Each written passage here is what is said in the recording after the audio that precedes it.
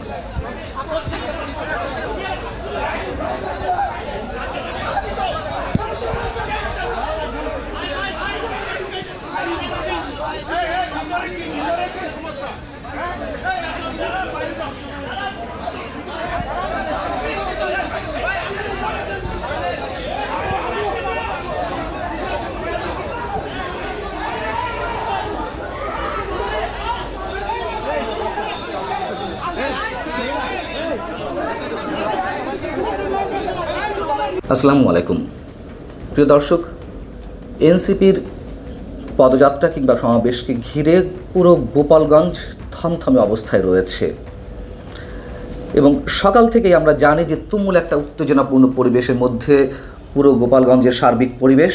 সবশেষ যে খবরটি আমরা পেয়েছি আপনারা হয়তো অনেকেই জেনেছেন, গোপালগঞ্জ সদর উপজেলার পৌর মার্কেটের পাশে এনসিপির যে সমাবেশ স্থল ছিল বা মঞ্চ তৈরি করা হয়েছিল সমাবেশের জন্য, সেই সমাবেশে জয় বাংলা স্লোগান দিয়ে আওয়ামী লীগের নেতাকর্মীরা হামলা চালিয়েছেন। মঞ্চে থাকা মাইক, সাউন্ড বক্স, চেয়ার সব কিছু ভাঙচুর করা হয়েছে এবং বিভিন্ন পয়েন্টে আওয়ামী লীগের শত শত কোথাও হাজার হাজার নেতাকর্মী অবস্থান করছে। তারা স্লোগান তুলছে, ৭১-এর হাতিয়ার গর্জে উঠুক আরেকবার, তুমি কে আমি কে বাঙালি বাঙালি। এবং এটুকু বলে রাখি যে ৫ আগস্টের পরে গোপালগঞ্জে এই পরিমাণ আওয়ামী লীগের নেতাকর্মীর উপস্থিতি সম্ভবত এই প্রথম। ৫ আগস্টের পর এর আগে এই পরিমাণ নেতাকর্মী প্রকাশ্যে দেখা যায়নি। যদিও আওয়ামী লীগের রাজনৈতিক কার্যক্রমে এই মুহূর্তে নিষিদ্ধ অবস্থা রয়েছে, এখন যারা মিছিল করছে বা রাস্তা অবরোধ করে রেখেছে। সবচেয়ে বড় কথা যে গোপালগঞ্জের সমাবেশ স্থলে পদযাত্রা নিয়ে যে রুট দিয়ে এনসিপির নেতাকর্মীদের আসার কথা ছিল, অর্থাৎ বরিশালের গৌরনদী এবং গোপালগঞ্জের কোটালীপাড়া সড়ক, এই সড়কে সকাল থেকেই আওয়ামী লীগের হাজার হাজার নেতাকর্মী অবস্থান করছে। তারা রাস্তা ব্যারিকেড দিয়ে রেখেছে এবং এটাও তো নিশ্চয়ই আমরা জানি যে সকালে পুলিশের একটি গাড়িতে অগ্নিসংযোগ করা হয়েছে, ভাঙচুর করা হয়েছে, ৩ পুলিশ সদস্য আহত হয়েছেন।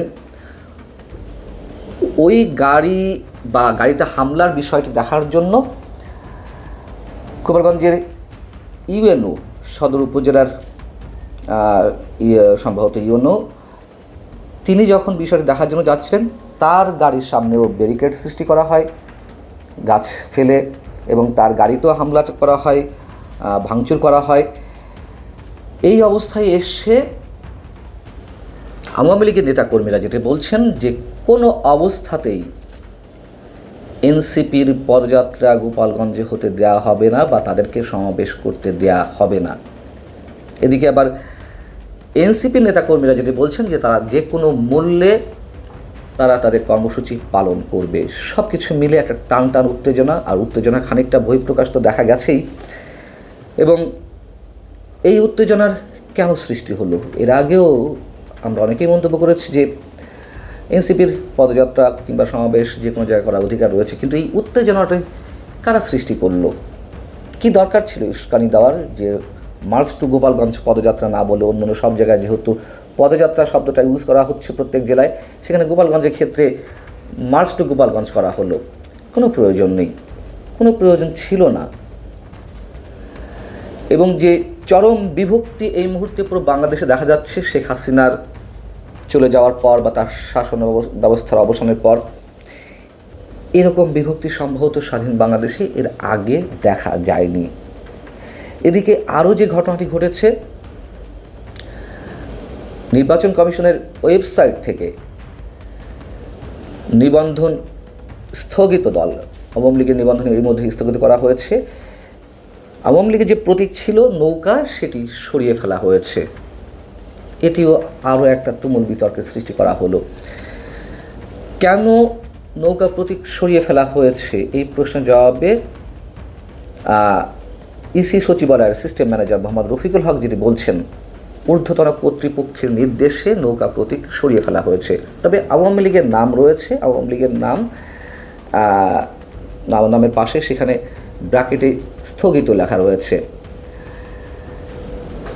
সরকারের অন্যতম উপদেষ্টা, খুব প্রভাবশালী উপদেষ্টা এবং ছাত্র প্রতিনিধি হিসেবে যিনি আছেন আসিফ মাহমুদ সজীব ভুঁইয়া, তিনি মঙ্গলবারই তার ফেসবুকে উল্লেখ করেছিলেন যে অভিশপ্ত নৌকা মার্কাটাকে আপনারা কোন বিবেচনায় আবার শিডিউলভুক্ত করতে আইন মন্ত্রণালয়ে পাঠালেন?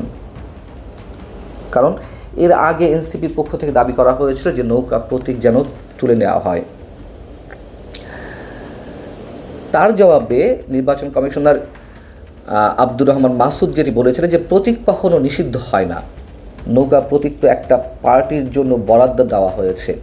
প্রতীক তো নির্বাচন কমিশনের, দলটির নামে যখন অ্যালটমেন্ট বা অ্যালোকেশন করা হয়েছে, দল তো বাতিল হয়নি, পার্টি তো আছে। পার্টি যদিও বাতিল হয়, প্রতীক তো বাতিল হবে না।